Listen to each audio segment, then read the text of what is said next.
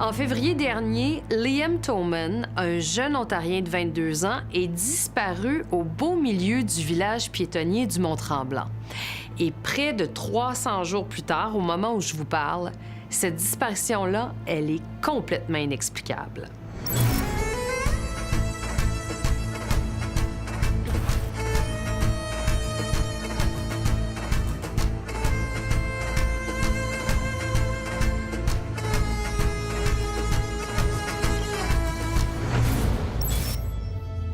Vous venez ici souvent?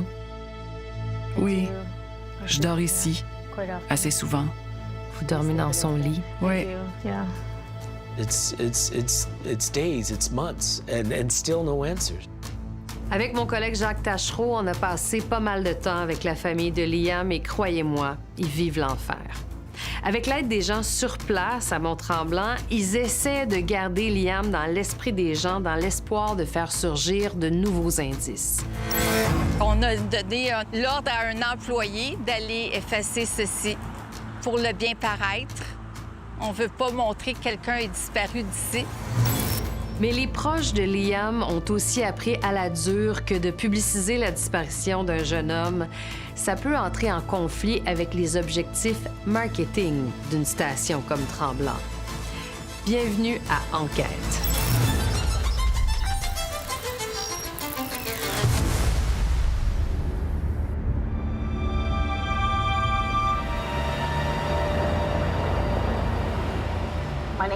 Je m'appelle Kathleen Thoman. Je suis partie de chez nous à Balsam Lake, en Ontario, et je m'en vais à Mont-Tremblant. Mon fils, Liam, a disparu le 2 février. Je retourne à Tremblant pour alerter les gens de sa disparition, pour tenter de trouver de nouveaux indices et ramener Liam à la maison.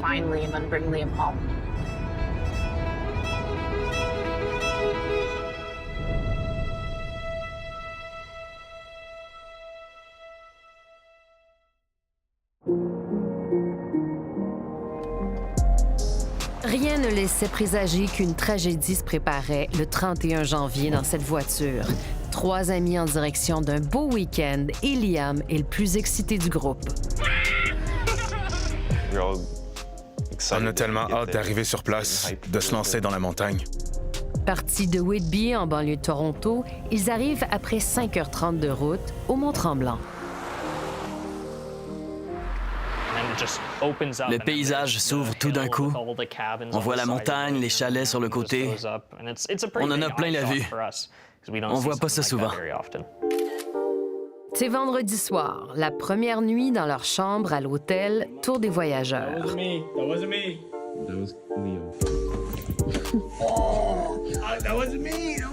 Liam filme ses skis flambant neufs qu'il va essayer demain.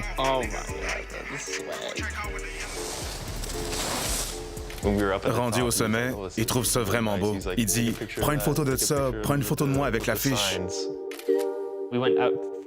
On sort manger à la pizzeria. Ensuite, on prend un verre chez Lucille, au bar. On quitte vers 23h30. Et moi, je vais me coucher. Kyle et Liam vont dans un autre bar. Kyle et Liam vont au mythique Petit Caribou, une institution de l'après-ski. On a pris quelques verres, puis on s'est comme perdu dans le bar.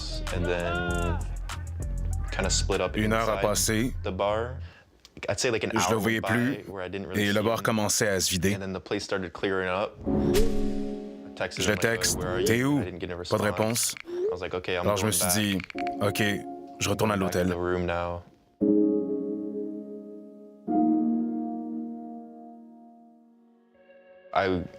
Je me réveille vers 8 heures. Je vois que Liam est pas dans la chambre. Je le texte. Yo, t'es où? Le scénario le plus probable, c'est il est sorti au bar, il a rencontré quelqu'un, il est allé chez cette personne-là. On peut pas le rejoindre parce que son téléphone est déchargé ou parce qu'il dort. Alors on va skier et on appelle à toutes les heures. Ensuite, 2 fois par heure. Ensuite, 3. Une vingtaine d'appels plus tard, on se dit « Ouais, Il y a quelque chose qui cloche. On revient à la chambre vers 16 heures et Liam n'est pas là. On sort souper. C'est là qu'on devient vraiment inquiet. C'est là qu'on a appelé son demi-frère pour qu'il prévienne ses parents. J'ai reçu l'appel vers 6h moins 10. À Whitby, où ils habitent en Ontario, Chris Toman, le père de Liam, est avec sa femme, Lara, la belle-mère de Liam. C'était le demi-frère de Liam. Il dit, ça fait 13 heures que Colin et Kyle n'ont plus de nouvelles de Liam. On fait, quoi? Le premier réflexe, c'est de dire, mais de quoi tu parles? Et puis c'est, oh non. Et puis tu as dit, je dois appeler Kathleen, la mère de Liam, parce qu'on savait que c'était grave. Dès que je vois qu'il m'appelle au lieu de me texter, je sais que quelque chose ne va pas et mon cœur se serre. Et c'est là que son père nous a dit de contacter la police. J'ai dit, il faut parler à la police, à la station de ski. On ne sait pas où il est. Je suis allé à la réception de l'hôtel et j'ai rempli un formulaire de disparition. On roule vers Tremblant. Chris, mon ex-mari, Lara, sa femme, et moi.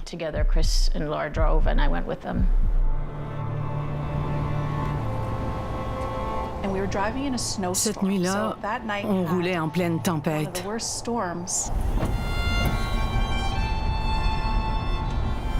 Étrangement, le trajet m'a paru court et long à la fois. On est sous le choc et c'est le silence. Puis on essaie de comprendre ce qui se passe. J'étais assise devant et je voyais les larmes couler sur tes joues. Parce que tu craignais le pire. Et si mon garçon est perdu, tout seul et gelé,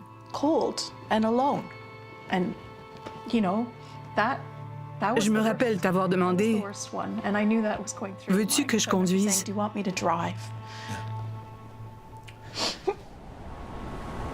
Ils arriveront au milieu de la nuit, prêts à recevoir les pires nouvelles. Au retour, les dernières traces de Liam de minute en minute avec sa mère. On sait qu'il a pris ce chemin.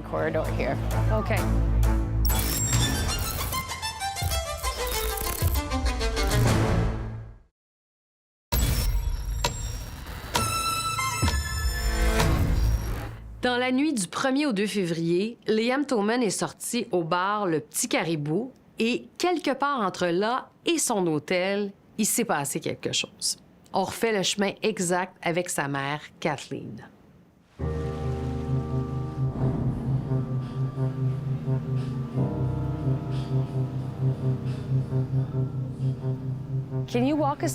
Pouvez-vous nous montrer ce qui s'est passé cette nuit-là? Je pense que ça commence ici.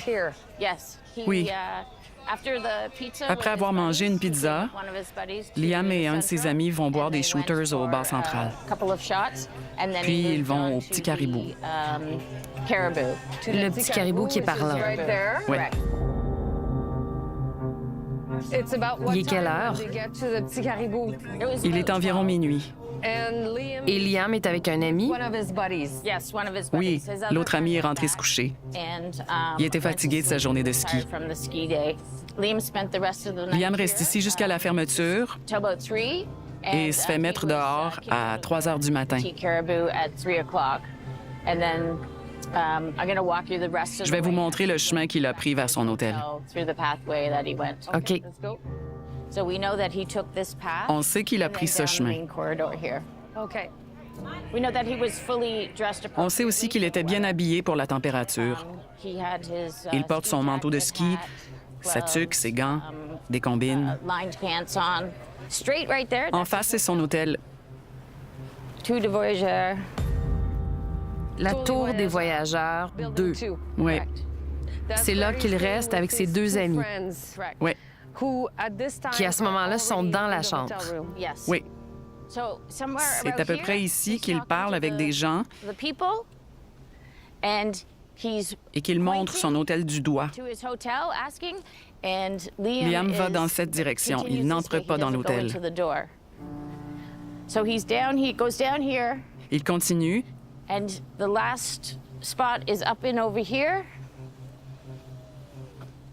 Et c'est ici qu'on le perd de vue. Et c'est ici qu'on perd Liam de vue, qu'on le voit pour la dernière fois. Dernière fois avec certitude. Il y a un autre endroit, pas très loin, où on voit une ombre sur une vidéo de surveillance, mais on n'est pas certain à 100 que c'est Liam. Je peux vous y amener. Oui, s'il vous plaît, on y va. Puis quel temps il fait cette nuit-là? Moins 25, moins 30. C'est froid. Très froid. À l'arrière de l'hôtel, c'est comme l'arrière de l'hôtel. Si on passe par derrière ici, c'est bizarre de passer par ici avec la neige en plus. Ici, c'est le quai de déchargement. C'est pas un chemin naturel. Je sais pas pourquoi quelqu'un passerait ici. Mais c'est possible. C'est possible, oui. Et vous savez que Liam communiquait pendant la nuit. Qu'est-ce qu'il écrit et à qui? Il veut écrire à son ami Kyle, qui était avec lui au bar, mais il envoie le message à son père par erreur. Il texte « Rejoins-moi dehors ». Puis il appelle Kyle, mais Kyle dort déjà et manque l'appel. Je pense qu'il allait quelque part et il voulait que Kyle vienne avec lui. C'est ici qu'ils ont vu une ombre se déplacer. On est quand même tout près du village. Oui. Sur cette tour, il y a une caméra, mais l'image n'est pas claire à cette distance. Mais si c'était Liam, il s'en allait dans cette direction. Qu'est-ce qu'il y a là? Des chalets et des condos privés. Est-ce qu'ils ont été contactés? Oui. Ils ont reçu des courriels. Il y a eu du porte-à-porte, des barrages routiers, des feuillets. Et il y a eu des recherches aussi sur le terrain. Oui. Et rien. Oh, un chevreuil. Ah, c'est bon signe pour nous. Chaque fois, on se dit que Liam nous dit quelque chose. Quand Liam a disparu, la SQ et des bénévoles formés ont mené des recherches pendant 12 jours. La Sûreté du Québec a produit cette carte qui montre le terrain couvert. Patrouille à pied en rouge et orange, avec les chiens en bleu, avec les chevaux en rose, en mauve avec des véhicules tout-terrain et en jaune, c'est l'hélicoptère. L'hélicoptère était quasiment dans mon salon tellement qu'elle était basse. Il cherchait avec des piquets 5 par 5 dans la neige partout. On les voyait sur des chevaux, sur les skidoo. Des résidents sont touchés quand ils apprennent la nouvelle et plusieurs agissent, comme Sylvie Blais qui lance un appel pour une photo de groupe en appui à la famille. Là, on le voit difficilement, là, mais on le voit un peu sur le top là-bas. Il y a une autre série d'hébergements qui sont comme de l'autre côté du chemin du Plessis. Est-ce qu'à quelque part, il aurait pu vouloir se diriger là? Go! Cherche! Il y a aussi Yves Delvalet. Il est propriétaire de Croisière Mont-Tremblant. Il cherche Liam activement.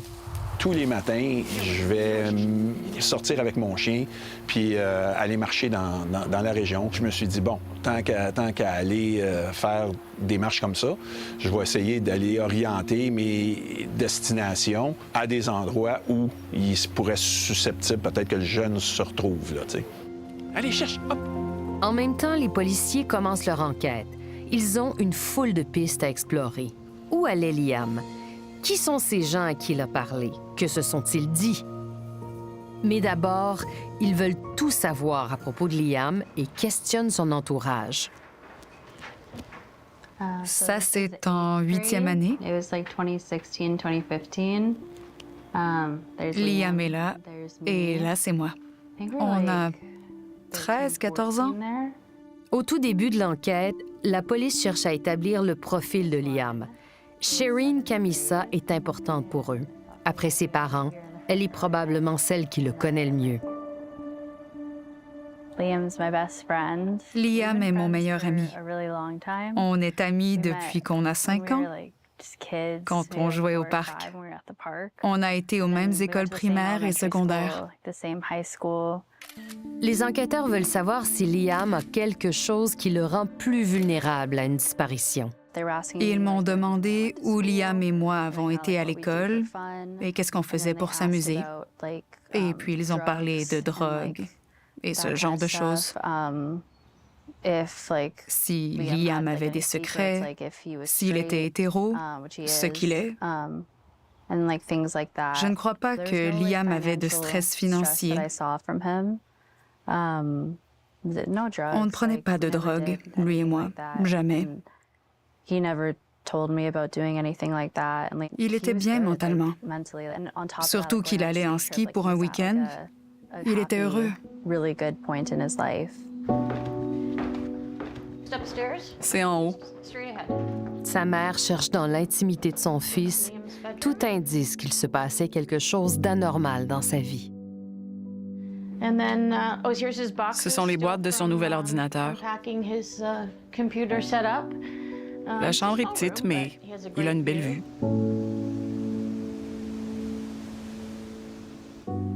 Ils ont posé beaucoup de questions à propos de l'état d'esprit de Liam. Son état d'esprit était très bon. Il venait de terminer son cours en électronique. Il a joué au golf tout l'été en attendant de se trouver un emploi dans son domaine. Est-ce qu'il avait une vie secrète? Non. J'ai demandé à ses amis parce qu'on ne sait jamais. Hein. Je suis sa mère et je pense pas. Mais il fallait que je demande. Et aucun de ses amis croit qu'il a une vie secrète. Les réponses que cherche Kathleen ne sont pas dans les objets du quotidien de son fils. Elle doit retourner à Mont-Tremblant en quête de nouveaux indices. Après la pause, la famille et des résidents se demandent si la station Mont-Tremblant n'a pas tenté de protéger son image après la disparition de Liam.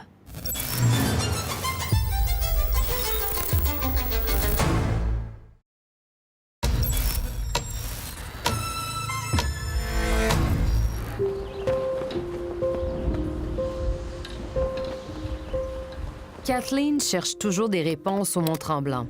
Elle vient de rencontrer les enquêteurs responsables du dossier de Liam. Qu'est-ce que vous avez appris au poste de police? Ils s'intéressent à un véhicule, une auto qu'ils voient sur des caméras de surveillance. Les enquêteurs ont une piste, un véhicule blanc qui circulait tard dans la nuit. Des expertises sont en cours pour améliorer les images des caméras de surveillance. Kathleen se dirige vers son prochain rendez-vous avec la corporation privée qui gère la montagne et le village de ski. Qu'est-ce que vous espérez de cette rencontre? La station n'affiche jamais rien sur ses réseaux sociaux. Je veux savoir pourquoi. C'est important pour vous. Oui, pour moi et pour toute la famille. Liam est porté disparu le 2 février. Le 6, je les contacte pour demander s'ils peuvent publier un truc à propos de Liam. Ils ont répondu qu'ils ne publieraient rien. C'est l'amie de Liam, Shireen, qui gère les médias sociaux pour la famille et elle est en colère contre la station de ski.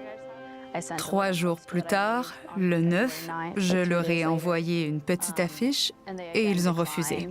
Puis j'ai encore demandé et ils ont encore dit non. Puis pourquoi ils ont agi comme ça, selon toi? Ils veulent que Tremblant soit perçu comme une belle destination de ski. C'est tout. Ils s'en foutent de Liam. Sylvie Blais pense la même chose. On était supposés se rencontrer près de la roche puis prendre une grande photo de groupe. On pensait qu'ici, là, ça aurait été plein de monde. C'est ce qui était souhaité. Liam Toman, where are you? OK, c'est ici. Pour l'anniversaire de Liam, en juillet, Sylvie Blais a tenté de rassembler un groupe d'employés pour prendre une photo en solidarité avec la famille devant cette roche où quelqu'un a peint ce message. Liam Toman, où es-tu?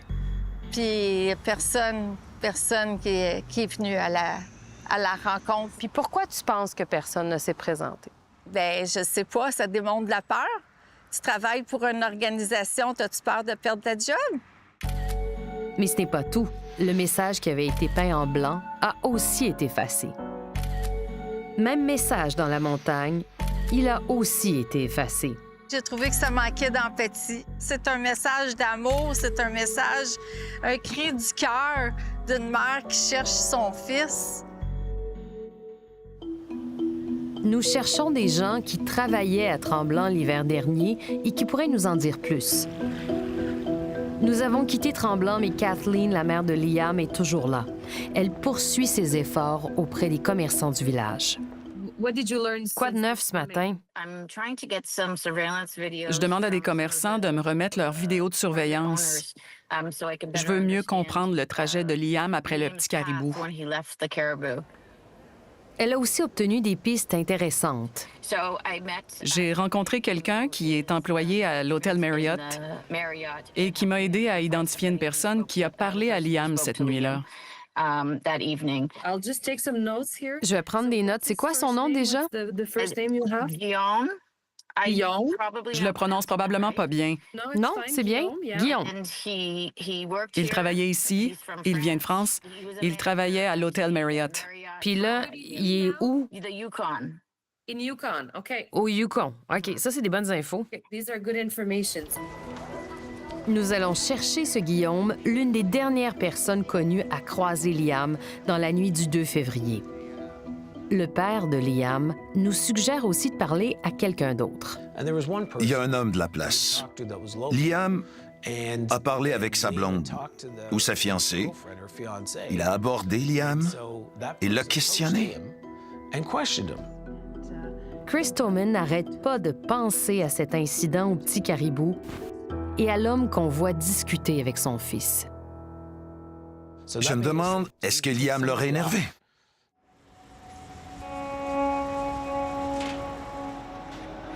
Premier week-end de février, comment tu décrirais l'ambiance qui règne dans le village piétonnier? La montagne est bondée, il y a énormément de monde qui viennent de partout puis qui sont vraiment en vacances. Nous avons retrouvé Naila Dubé dans la région de Québec. Moi, cet hiver à Mont-Tremblant, j'étais gérante au Lucille sur la montagne, qui est un gros restaurant, là, vraiment à la base du village piétonnier. Elle se souvient de la façon dont la station de ski a géré les communications après la disparition de Liam. Comment tu apprends qu'il s'est passé un événement? C'est en ouvrant les courriels du restaurant. Fait que c'est vraiment l'association Villégiature Tremblant qui envoie un courriel à tous les restaurateurs, tous les commerçants de la montagne avec l'avis de disparition de Liam. Puis à la fin du courriel, qui demande aussi de ne pas initier de communication proactive à ce sujet-là.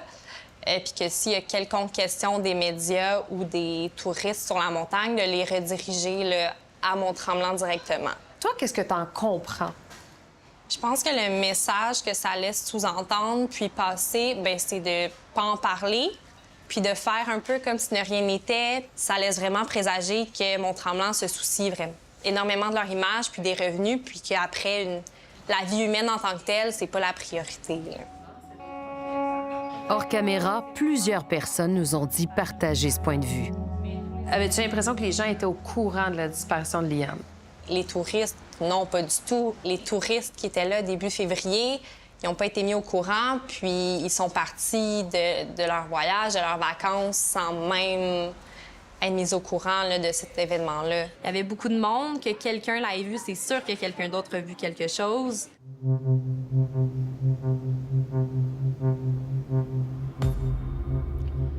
C'est ici? Oui. Alors, le 22 mars, le porte-monnaie de Liam a été retrouvé ici, quand la neige a fondu, à cet endroit. Jusqu'ici, le scénario le plus probable pour la famille, c'était que Liam se soit perdu quelque part en sortant du Petit Caribou et qu'il soit mort d'hypothermie, pas très loin. Mais la découverte de son porte-monnaie par un employé de la station change tout. Quand ils ont trouvé son porte-monnaie, il y avait ses pièces d'identité, la carte de sa chambre d'hôtel. L'argent comptant avait disparu. Est-ce qu'on l'a volé? On ne sait pas. La découverte est si importante que la SQ revient mener des recherches. Il porte plus d'attention à ce milieu humide situé tout près. La perception de Kathleen sur ce qui est arrivé à son fils vient de changer. Ce n'est pas une simple disparition. Quelqu'un a fait quelque chose ici. Il s'est passé quelque chose de criminel ici. Pour moi, ça le confirme.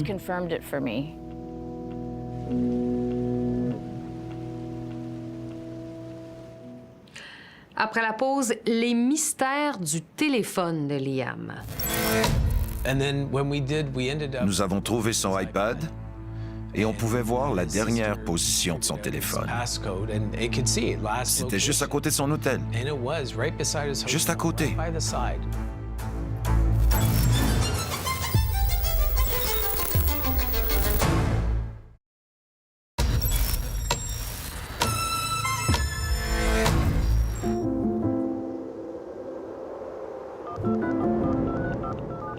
On l'a tous appelé. Sans arrêt. Ça sonnait, puis on tombait dans la boîte vocale. Le iPhone de Liam n'a pas été retrouvé, mais beaucoup d'efforts ont été déployés pour tenter de le localiser. Qu'est-ce qu'on sait de son téléphone? Il s'en est servi toute la soirée, avec sa mère et avec toi. Pendant la soirée, Liam écrivait des messages. Il a même envoyé cette vidéo. Puis à 3h17, plus rien. Nous avons trouvé son iPad et on pouvait voir la dernière position de son téléphone. C'était juste à côté de son hôtel. Juste à côté. La SQ a travaillé avec le fournisseur de services et ils ont déterminé que son téléphone a fonctionné jusqu'à 18h24 dimanche.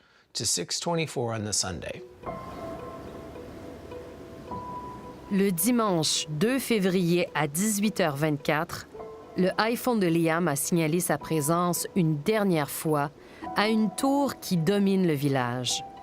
15 heures après la disparition de Liam, son cellulaire se trouvait dans les environs du village. Depuis, Liam n'est plus présent sur les réseaux sociaux. Il n'a pas touché à son compte de banque.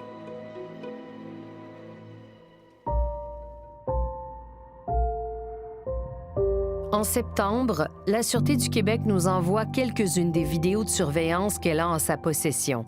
Kathleen Tolman nous a aussi transmis ce qu'elle a obtenu. Voici ce que ça donne.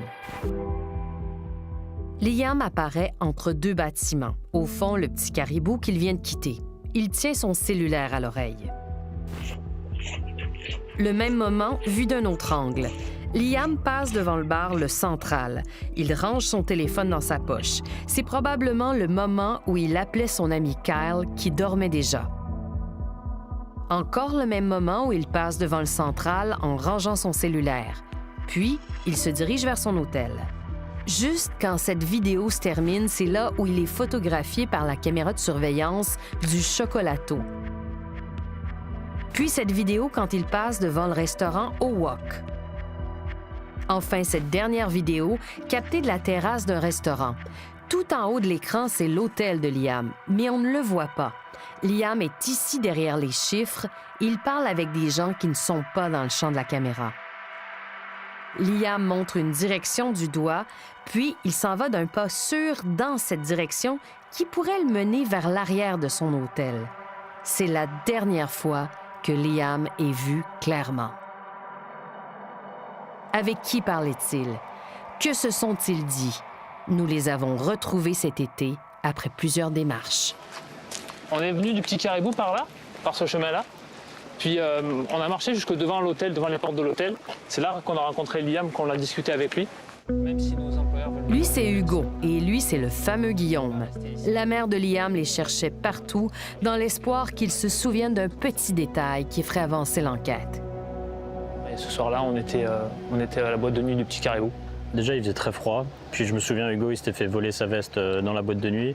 Donc on essayait d'aller lui rejoindre le plus vite possible le garage pour se réchauffer. J'ai pas le souvenir de lui avoir parlé, mais d'avoir rencontré quelqu'un, oui, à ce moment-là, j'ai ce souvenir-là, mais pas de lui avoir parlé. C'est lui qui est venu vers moi, qui m'a interpellé par derrière. Et si j'ai pas de souvenir, c'est que c'était quelque chose d'anodin qui nous demandait. Moi, je me souviens pas qu'il ait pointé une direction ou quoi que ce soit. Je me souviens pas non plus qu'il m'ait demandé quelque chose d'urgent ou autre chose. Je sais que s'il y aurait eu une urgence à ce moment-là, que j'aurais vu qu'il aurait eu besoin d'un service, je sais qu'on serait intervenu pour rendre un service, évidemment. Bref, Guillaume Straub et Hugo Fournier n'en savent pas plus sur ce que cherchait Liam cette nuit-là, ni pourquoi il n'est pas rentré à son hôtel. Ils ont dit la même chose aux enquêteurs. Ce qui est arrivé, c'est qu'en fin de soirée, j'avais des amis qui étaient présents, incluant ma femme. Puis on est allé prendre un verre au Caribou. À un certain moment, j'ai vu un jeune homme qui s'approchait. C'était Liam. Il s'en venait en direction vers comme les filles. Et voici Olivier Boivin, l'homme avec qui Liam a parlé au Petit Caribou, un peu plus tôt dans la soirée. Il gère un bar voisin du Petit Caribou. Décris-moi ton dialogue avec lui. Qu'est-ce que tu lui dis? Qu'est-ce qu'il te répond? Je le vois qu'il s'approche vraiment plus comme près de notre groupe. Fait que là, tu sais, je vais à sa rencontre. Puis je lui dis, tu sais, ces femmes-là, tu sais, ils ont toutes des chums, des maris, ils ont des enfants. Si tu cherches une conquête, tu sais, c'est peut-être pas là. Il était super correct. Je me souviens qu'on s'est fait un fist bump. Puis après ça, moi puis lui, on s'est mis à discuter. Te souviens-tu un peu de la teneur de quoi vous avez jasé? Pas tellement, c'était de tout, de rien. Là. C'était vraiment, tu sais, comme small talk de personnes en vacances à Tremblant. T'es-tu allé skier aujourd'hui? Oui, c'était comment? Ce genre de choses-là. Là. Qu'est-ce qui se passe par la suite? Moi, je suis parti, Liam était là, les filles ont suivi, puis Liam est resté dans l'établissement. Est-ce que tu y penses souvent? On y pense fréquemment. J'ai mon bracelet. Les employés chez moi sont encouragés à avoir le bracelet.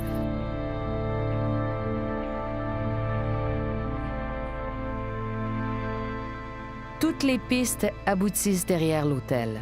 Tous les témoins, les caméras mènent à ce douloureux cul-de-sac pour la famille. Tu traverses tellement d'émotions. La déception, la colère, la peine, le traumatisme. Et ça recommence.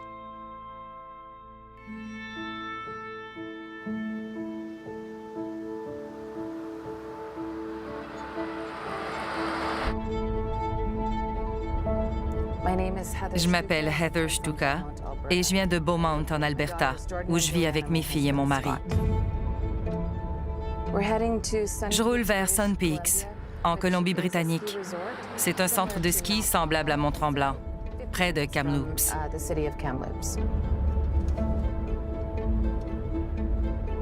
Le 17 février 2018, mon fils, qui allait fêter ses 21 ans, est disparu à Sun Peaks.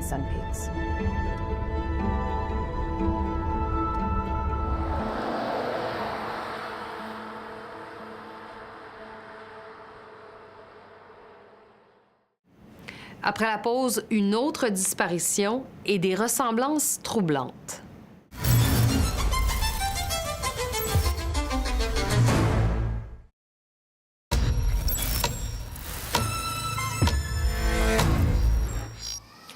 On est à la station de ski Sun Peaks, en Colombie-Britannique, à 4000 km du Mont-Tremblant, mais pourtant, vous voyez comment c'est semblable. Il y a aussi plusieurs parallèles à faire entre l'histoire qu'on va vous raconter, celle d'un jeune homme qui est disparu mystérieusement ici, et c'est la rencontre avec sa mère qui fait prendre une toute autre tournure à notre enquête.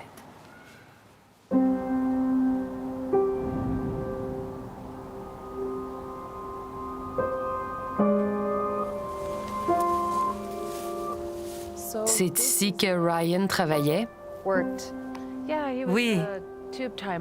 Il travaillait aux glissades sur chambre à air, plus haut. Heather Shtuka est la mère de Ryan Shtuka. Et il a disparu le 17 février. 2018. Il a terminé son travail et il est allé fêter avec un groupe d'amis dans les bars du village, plus bas. Quand les bars ont fermé, ils sont allés chez des amis finir la soirée. Est-ce qu'on peut aller là? Absolument.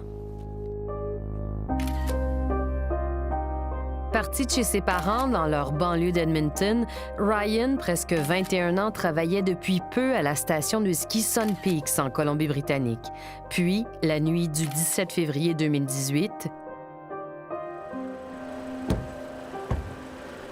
on ne montrera pas la maison à la télé, mais c'est ici que ça s'est passé. Oui, c'est là. C'est là que Ryan a été vu pour la dernière fois. Oui. Il faut s'imaginer qu'il y avait des bancs de neige très hauts. Il est sorti. On ne sait pas quelle direction il a prise. Et puis, c'est tout ce qu'on sait. C'est dans ce quartier que Ryan est disparu. Il faisait très froid, il y avait beaucoup de neige, mais la distance pour se rendre chez lui était courte. Son chemin s'arrête ici. Ici, oui. Et est-ce qu'on a trouvé des indices à la fonte des neiges? Non. Ça fait 7 ans et demi et rien n'a jamais été trouvé.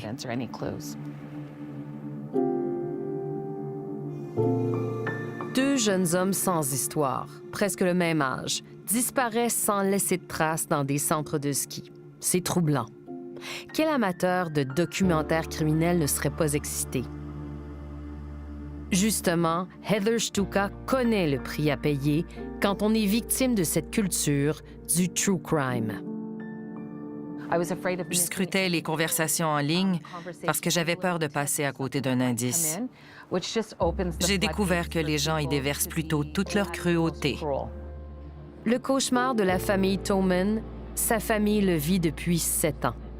Elle a appris à se protéger des indices du public qui ne sont que des mirages. Tu commences ta journée, tu ouvres Messenger, et là, c'est un flot de méchanceté qui vient de gens qui pensent qu'ils ont le droit de donner leur avis. Il est retenu captif et on lui prélève ses organes, il est victime de traites sexuelles, il a vécu ci, il a vécu ça. Il te raconte toujours les choses les plus cruelles qui auraient pu arriver à ton enfant.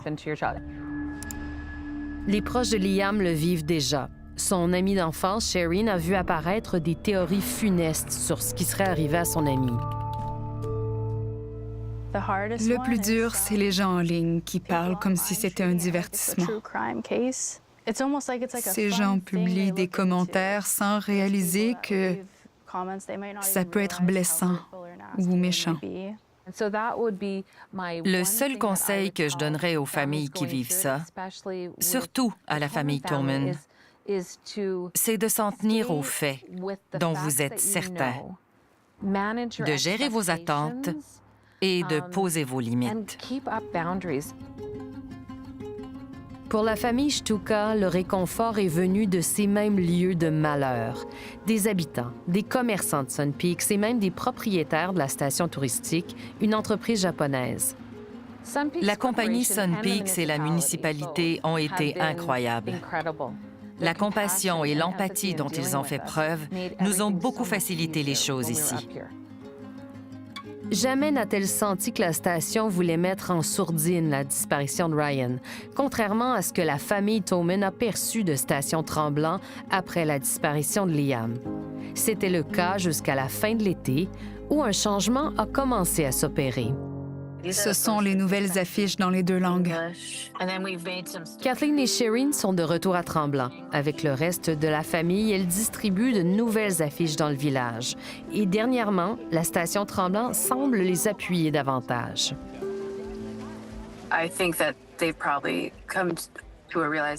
Ils ont probablement réalisé que nous ignorer ou se taire ne nous ferait pas disparaître. Tu ne peux pas balayer ça sous le tapis. J'espère maintenant qu'on pourra travailler ensemble comme ça aurait dû être le cas dès le début, bien franchement. Nous avons demandé une entrevue à Station Tremblant au sujet des reproches de la famille Tolman et de certains résidents, comme l'absence ou le mauvais fonctionnement de caméras de surveillance, le refus d'afficher l'avis de recherche de Liam sur ses réseaux sociaux ou encore la consigne aux employés de ne pas initier de discussion sur la disparition. Tremblant a décliné notre demande et nous a écrit qu'elle collabore avec les autorités et qu'elle soutient la famille depuis le début. À la fin avril, après la fonte des neiges, la SQ a repassé le périmètre au peigne fin. Rien. Les enquêteurs n'ont pas réussi non plus à identifier la voiture blanche, vue sur une caméra de surveillance. Yves Delvalet n'a pas eu plus de chance. Sur une période de 3 mois, j'ai probablement, moi, personnellement, couvert peut-être 300 à 350 km de sentiers dans un rayon de 5 km de la montagne. Là. Malheureusement, aucun résultat, aucun indice, rien. Liam me manque plus que tout au monde. Je lui texte encore souvent, juste pour lui parler de ma journée. Tu sens le besoin de le texter? Oui. Il m'arrive de juste rouler en auto certains soirs parce que c'est comme si je cherchais un endroit où aller, mais cet endroit, c'est lui. Je me sens profondément seule depuis qu'il n'est plus ici.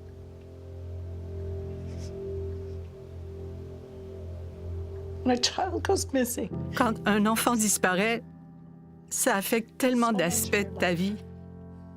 C'est dur pour toute la famille. C'est dur pour toute la famille. Ça tronche.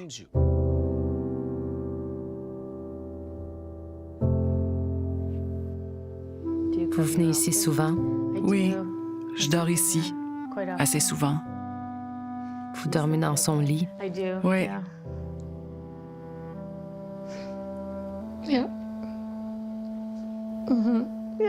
Ça sent encore comme lui.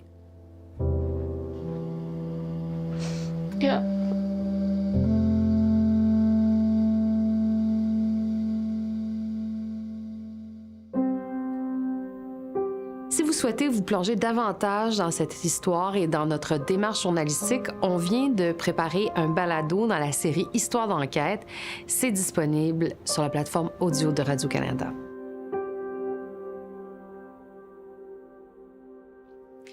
Au nom de toute l'équipe, merci d'avoir été là. Je vous donne rendez-vous dans 2 semaines pour une autre enquête.